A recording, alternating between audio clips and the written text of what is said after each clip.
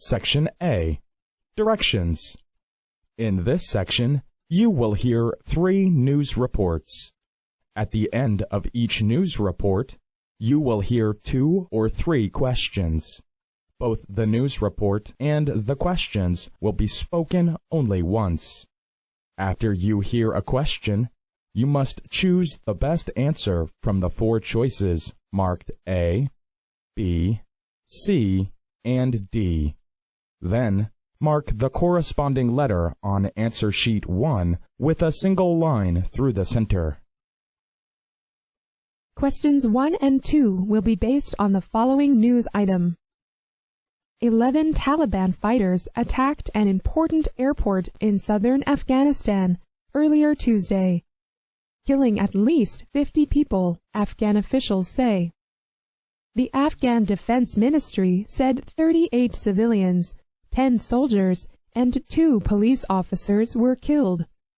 The attack on the Kandahar airfield lasted 20 hours, reported the Washington Post. Among the dead were women and children, the newspaper wrote. The airport includes a military base with troops from the North Atlantic Treaty Organization, or NATO. There were no reports that NATO troops were killed or injured in the attack. A spokesman for the Taliban says fighters entered the base and attacked local and foreign military troops. He said more than 150 soldiers were killed in the attack. The Taliban often makes claims about the results of their attacks that are not true. Taliban attacks have grown in number and strength in Afghanistan this year after the withdrawal last year of combat troops from other countries. Question 1. What is the news report mainly about?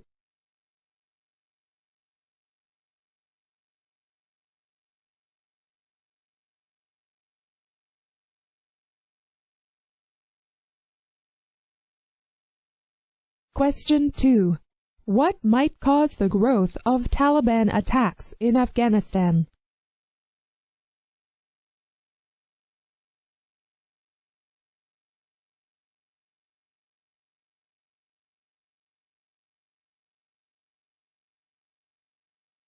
Questions 3 and 4 will be based on the following news item. Saudi Arabia says it is ready to pump more crude oil in a bid to stabilize prices that have been hitting record highs. The Saudi Deputy Oil Minister, Prince Abdulaziz bin Salman, says Riyadh is prepared to meet the demands of its customers. His comments Saturday came a day before the world's major oil producers and consumers are together in Saudi Arabia for talks on the dramatic rise in crude oil prices. Saudi Arabia called for Sunday's meeting in Jeddah to address an energy crisis that has caused social and economic turmoil around the world. The Saudis are expected to formally announce plans at the meeting to increase oil production by 200,000 barrels a day in July. But the head of the Organization of Petroleum Exporting Countries, of which Saudi Arabia is a key member, has said increasing oil production is illogical. OPEC President Chakib Khalil said Friday that oil prices have been driven up by speculation and geopolitical tension. Question 3. What do we learn about Saudi Arabia from the news report?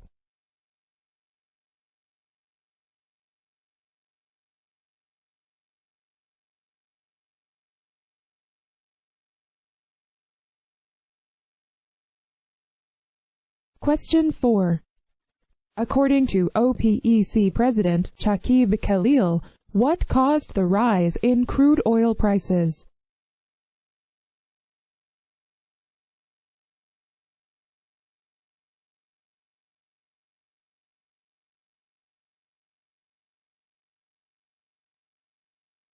Questions 5 to 7 will be based on the following news item.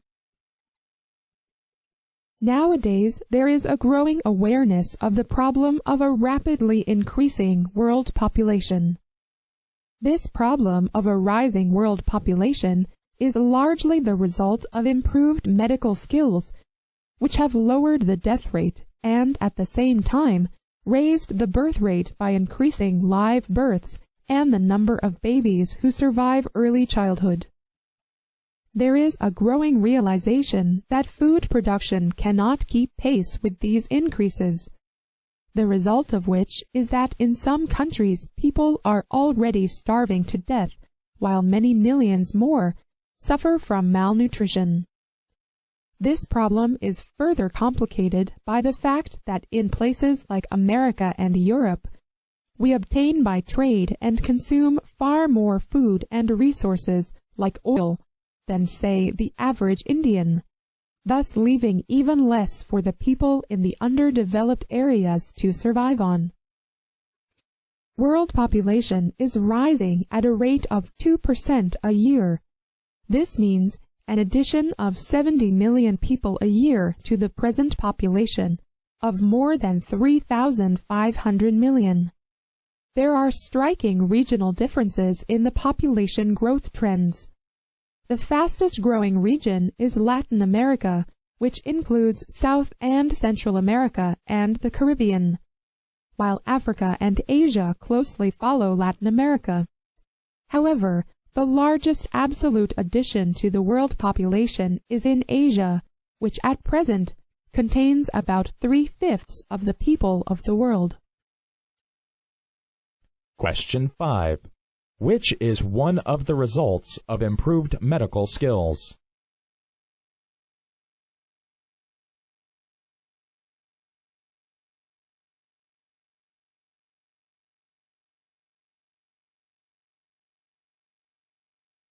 Question 6. At what rate is the world population increasing per year?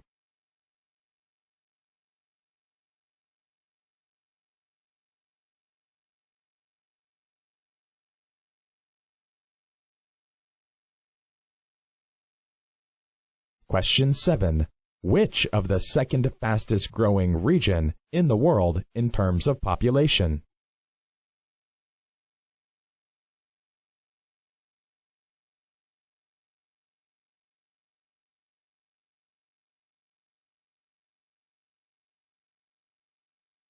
Section B. Directions. In this section, you will hear 2 long conversations. At the end of each conversation, you will hear 4 questions. Both the conversation and the questions will be spoken only once.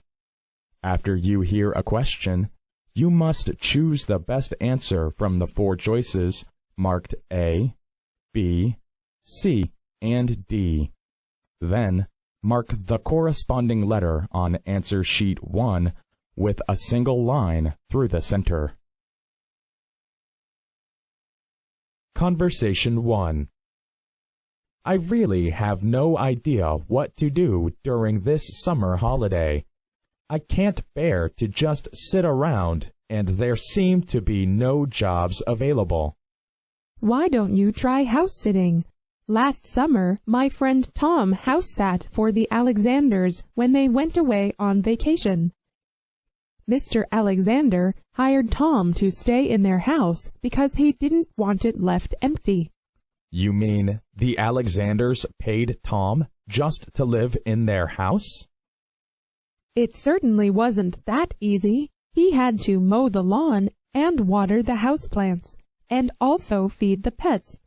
And when Boris house sat for Mr. Alexander, he had to help him with his farm. I heard about babysitting, and house-sitting sounds just like it, except you're taking care of a house instead of children. It may be a suitable job for me. The Student Employment Office still has a few jobs posted. Do I just have to fill out an application form? Yes, and Tom and Boris had to interview with the homeowners and provide 3 references each. That seems like a lot of trouble for a summer job. Well, the homeowners want some guarantee that they can trust the house sitter. You know, they want to make sure you're not the type who'll throw wild parties in their house or move a group of friends in with you. House sitters who do that sort of thing probably aren't paid then. Usually they're paid anyway just because the homeowners don't want to make a fuss. But if the homeowner reported it, then the house sitter wouldn't be able to get another job. So why don't you give it a try? Yeah, I think I will. Questions 8 to 11 are based on the conversation you have just heard. Question 8. What does the man want to do this summer?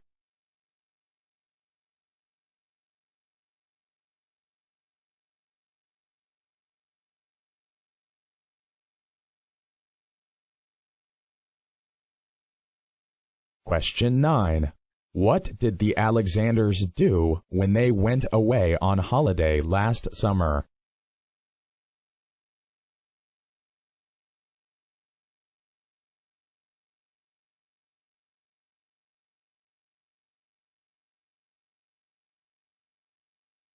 Question 10. What is one responsibility the house sitter probably wouldn't have?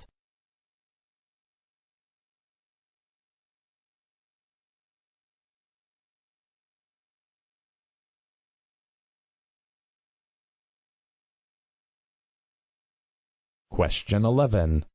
How do homeowners determine the reliability of a house sitter?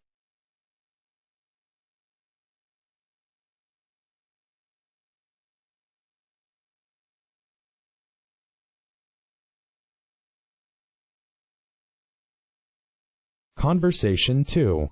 Hi, Kevin. Your roommate told me that I could find you here. What are you doing here? What does it look like I am doing? Well, it looks like you are watching television. But we have a math test tomorrow, so I thought you'd be studying for it, and maybe I can study with you. Oh, well, I was just taking a break. This equation stuff gives me a headache if I work on it too long. I know what you mean. I've been working on it for 3 hours already. I'm beginning to go over. I just don't get some of them. But I can't believe you are coming to me. I mean, you do know what I got on the last test, don't you? Yeah, I know. You told me. I just thought 2 heads might be better than 1. Yeah, that's a nice idea. But, you know, I wish I knew that person in our class who got a full score on the last test. She didn't miss a question.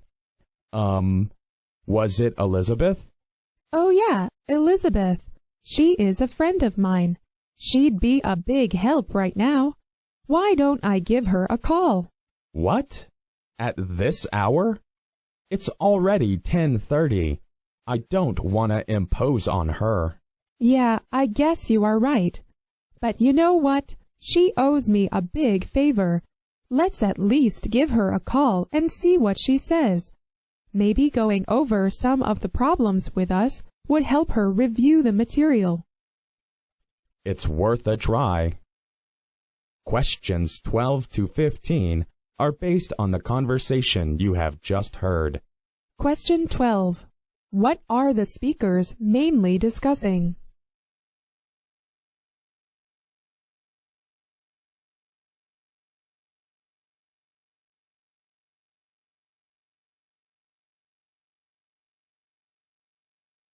Question 13. Why is the man watching television?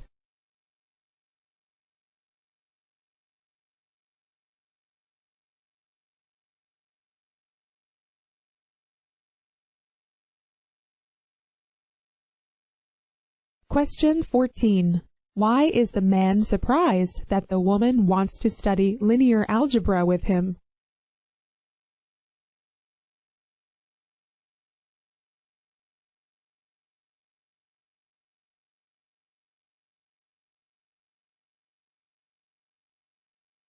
Question 15. What makes the woman want to call Elizabeth?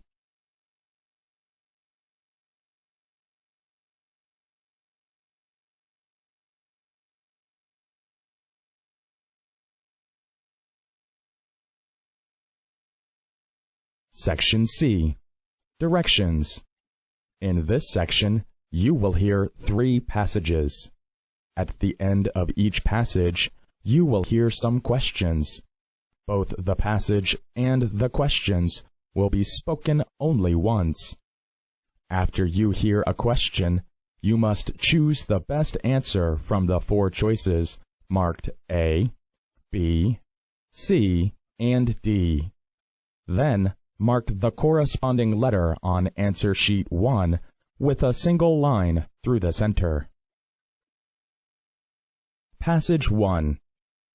In this lesson, I will talk about the history of the White House. At first, most Americans didn't think there was anything particularly special about the White House. Few had ever seen it or had any idea what it looked like, and even the families who lived there found it completely inadequate.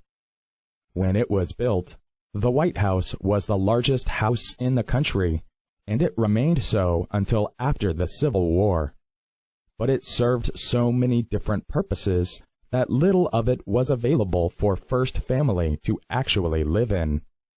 The first floor, or state floor, was made up entirely of public rooms, and the president's offices, which were staffed by as many as 30 employees, took half of the second floor. The First Family had to get by with the 8 or fewer second-floor rooms that were left. By Lincoln's time, the situation was intolerable. The White House was open to visitors, office seekers, cheaters, and the merely curious had no difficulty making their way upstairs to the official rooms from the first floor. Lincoln was so uncomfortable with the situation that he had a private corridor constructed. He also received $20,000 to improve the furnishings of the White House. The new furnishings did not last for more than a few years. When Lincoln was assassinated in 1865, the White House fell into disorder. No one really supervised the White House during the first 5 weeks. Mrs. Lincoln lay mourning in her room, and others helped themselves. Questions 16 to 18 are based on the passage you have just heard. Question 16. How did Americans feel towards the White House in the beginning?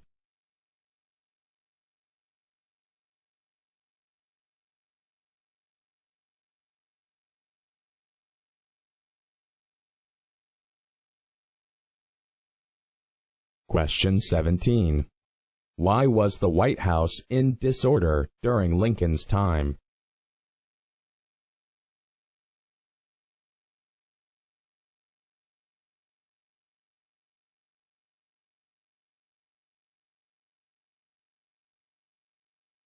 Question 18.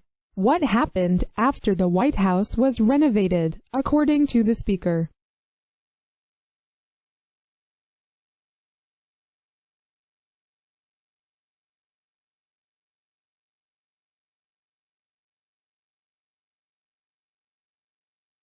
Passage 2. Last week, we discussed the early development of railroads in the United States. Today, I want to mention an even earlier form of transportation, one that brought the first European settlers to America, and that's the wooden sailing ship. From colonial times, sailing ships were vital to the economy. Many coastal towns depended on fishing or whaling for employment and income. This was especially true in the northeastern states. And there the wood from nearby forests and the skills of local designers and workers also formed the basis of an important shipbuilding industry. But the big profits were to be made on trade with faraway places. And since sea captains often became part owners of their ships, They had a strong interest in the commercial success of their voyages. So these Yankees, that's what U.S. sailor and officers came to be called, they carried on a very profitable trade with other parts of the world. The high point of this trade came in the mid-19th century with the introduction of the clipper ship, the enormous Yankee clippers with huge sails reaching nearly 200 feet into the sky. He'd carry passengers and cargo from New York around South America to San Francisco in less than 3 months and clear to China in just half a year. At that time, this seemed unbelievably fast and efficient. But in the 1860s, more reliable steam-powered ships began to take over. And soon the important role of sailing ships in the U.S. economy would come to an end. Questions 19 to 21 are based on the passage you have just heard. Question 19. What aspect of United States history does the professor mainly discuss?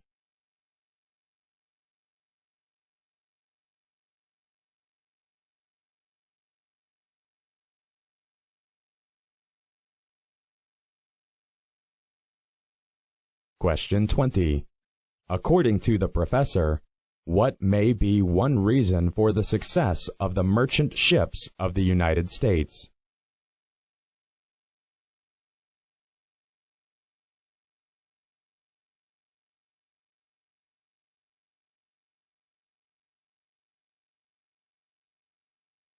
Question 21.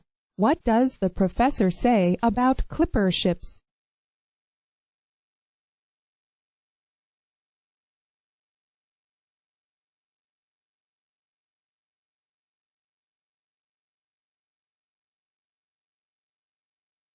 Passage 3. During the Christmas shopping rush in London, an interesting story was reported of a tramp who, apparently no fault of his own, found himself locked in a well-known chain store late on Christmas Eve. No doubt the store was crowded with last-minute Christmas shoppers, and the staff were dead beat and longing to get home. Maybe all the proper security checks were made before the store was locked, and they left to enjoy the 3-day holiday, untroubled by customers desperate to get last-minute Christmas presents.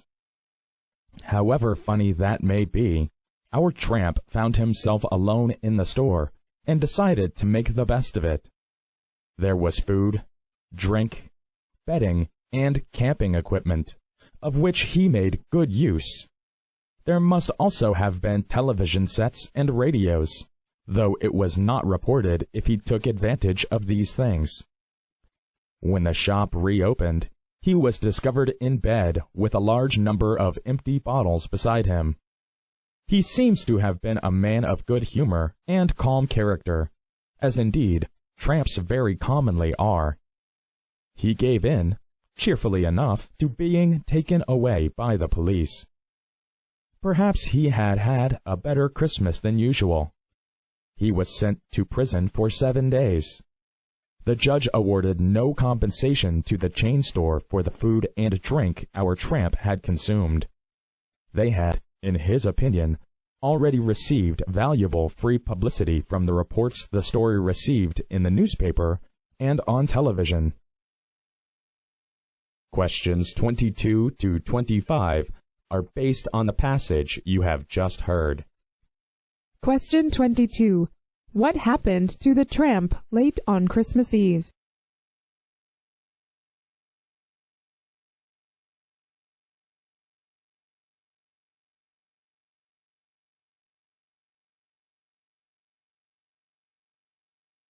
Question 23.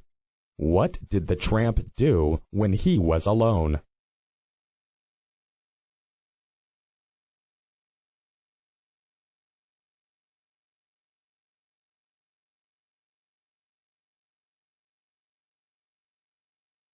Question 24.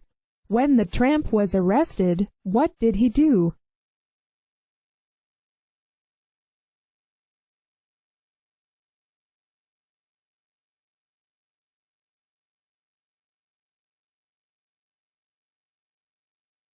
Question 25.